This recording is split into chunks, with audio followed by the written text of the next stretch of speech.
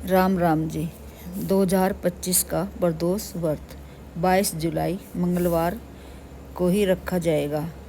इस प्रदोष पर शिव भगवान के साथ हनुमान जी की पूजा करना भी बहुत महत्वपूर्ण है।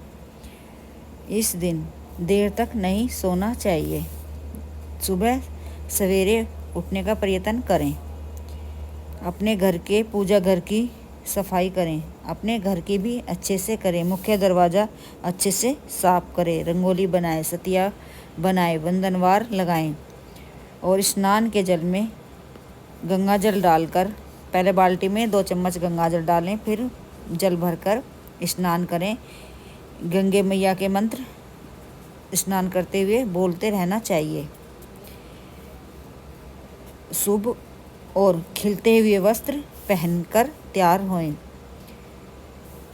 सूर्य देव को भी जल दें, उनसे प्रार्थना अवश्य करें। पूजा की थाली तैयार करें। एक थाली लें, उसमें जल का लोटा रखें। जल में पहले गंगा जल मिलाएं, डालें, फिर जल भरें, कंठ तक जल भरें। अक्षत रखें, मूंग रखें, गन्ने का रस रखें, काला तिल रखें, जौ रखें, मूंग रखें, कमल गट्टा रखें, काली मिर्च रखें, जनेऊ रखें, एक का सिक्का रखें, मिश्री, बतासा, गुड़, चीनी जो भी पास में है वह ही रख लें। भांग धतूरा रखें। धतूरे का फल मिले तो और भी अच्छा, और पत्ते मिले तो उन्हें भी रख लें। आँख के भी पुष्प मिले तो अच्छा, नहीं तो आँख के पत्ते रख लें। बेलपत्र रखें, चंदन रोली रखें, पान का पत्ता रखें, आंकड़े का धतूरे के पुष्प रखें। इनकी पुष्पों की माला बनाकर अवश्य रखें और एक गुड़हल के पुष्पों की माला माँ पार्वती के लिए रखें। थाली में सुपारी रखें, पान का पत्ता रखें, हरी इलायची रखें, शहद रखें, श्रृंगार की सभी सामग्री रखें, चूड़ियाँ रखें, सिंदूर की नई डिब्बी रखें। माँ पार्वती से स्पर्श करा के उनको मांग भर के फिर वो अपने लिए रखें। पूरी साल उसी में से ही मांग भरें। पूजा की सामग्री थाली में रखें। चुन्नी रखें माँ पार्वती की, काजल रखें, मेहंदी रखें, बिंदी रखें, नेल पॉलिश रखें और कलाया भी रखें और शिव मंदिर नंगे पैर जाएं। एक एक सामग्री पहले जल अर्पित करें शिवलिंग पर, फिर गंगा दूध करें, फिर दही करें, फिर जल करें, फिर दही करें, फिर शहद करें, फिर जल करें। ऐसे ही सारी सामग्री शिवलिंग पर अर्पित करें और नमः शिवाय मंत्र बोलते रहना चाहिए। और घी का एक दीपक भी प्रज्वलित करें। उसमें थोड़ी कपूर भी डाल लें और दीपक के नीचे पुष्प रखें और दीपक में काला तिल भी डाल लें और आसन बिछाकर वहीं पर बैठकर शिव चालीसा का पाठ करें और शिव मंत्रों की रुद्राक्ष का भी जाप करें। रुद्राक्ष की माला पर करें और जो भी मनोकामना के लिए गए हैं मंदिर, अपने बच्चों के लिए गए हैं, उनकी तरक्की हो, पढ़ाई में, नौकरी में, विवाह के लिए, स्वास्थ्य के लिए, या अपने वैवाहिक जीवन में कुछ परेशानी हो, वह भी दोहराते रहें। और जिनकी शादी नहीं हुई है, लड़का या लड़की, वे मंदिर अपनी शादी के लिए गए हैं, अच्छा वर मिले, अच्छी पत्नी मिले, उसके लिए गए हैं, तो पीले वस्त्र पहनकर जाएं। चाहे चुन्नी ही पीली पहने, बाकी लड़कियां अवश्य पीला वस्त्र पहने और लड़के भी चाहे शर्ट पीली पहने, बाकी पीला कपड़ा अवश्य पहनकर मंदिर जाएं और पूजा करें।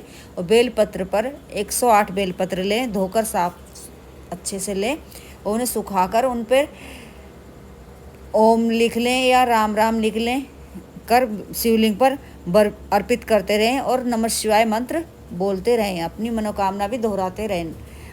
मनोकामना अतिशीघ्र पूर्ण होती है। और घर पर ही, पर मंदिर नहीं गए हैं तो घर पर ही शिवलिंग बनाकर गमले में बेल वृक्ष के नीचे एक शिवलिंग बनाकर उसकी पूर्ण विधि से पूजा करने पर भी हमारी मनोकामना पूर्ण होती है। और शाम में प्रदोष काल में 2 बाती वाला दीपक भी बेल वृक्ष में अवश्य प्रज्वलित करें। शिव मंदिर में भी दीपक प्रज्वलित करें। पीपल वृक्ष की पूजा भी अवश्य करें। शमी वृक्ष में भी जल अर्पित करें। पीपल वृक्ष में भी करें। हमारी अतिशीघ्र मनोकामना पूर्ण होती हैं। वैवाहिक जीवन में आ रही परेशानियां दूर होती हैं। माँ पार्वती को पान के पत्ते पर शहद, हरी इलायची, सुपारी, एक सिक्का अवश्य अर्पित करें। एक कलाया लेकर माँ पार्वती और शिवलिंग की पर 7 बार लपेटें और कलाया तोड़े ना, वहीं पर छोड़ दें। इससे भी हमारे वैवाहिक जीवन में आ रही परेशानियां दूर होती हैं। यह उपाय शिवरात्रि प्रदोष पर, भौम प्रदोष पर अवश्य करें। और आक के पत्तों से भी श्रृंगार करें। शमी के पत्तों से करें, दूर्वा से करें। और शमी के पत्तों से भी शिवलिंग का श्रृंगार अवश्य करें। प्रदोष काल में पूजा अवश्य करें। और शिव मंदिर में बैठकर और जो हमने श्रृंगार की सामग्री लेके गए हैं वो माँ पार्वती से स्पर्श कराकर दक्षिणा के साथ में उसे दान भी करके आए। मंदिर में पंडिताइन को करें, पंडिताइन के पैर भी छुएं। ऐसा करने से हमारे वैवाहिक जीवन में आ रही परेशानियां दूर होती हैं और हमें शुभ फलों की प्राप्ति होती है। शिव चालीसा का पाठ सुबह शाम दोनों टाइम अवश्य करें। सभी प्रकार की हमारी मनोकामना पूर्ण होती है। शिव मंत्रों का जाप भी हमें अवश्य करना चाहिए।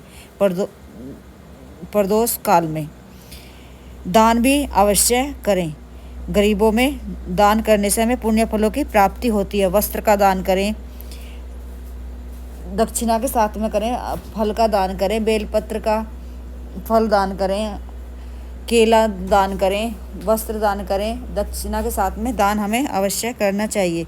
सफ़ेद रंग की चीज़ों का दान अवश्य करना चाहिए। सफ़ेद वस्त्र का दान करें, अनाज का दान करें, काले तिल का दान करें, धन आदि का दान करें।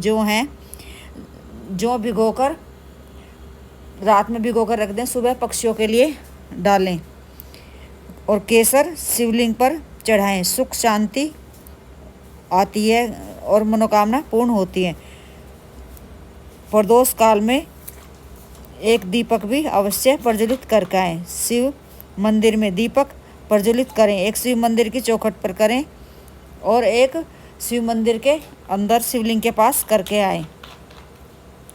शिव भगवान की आरती करें, 3 ताली बजाएं। सभी प्रकार की मनोकामना पूर्ण होती हैं।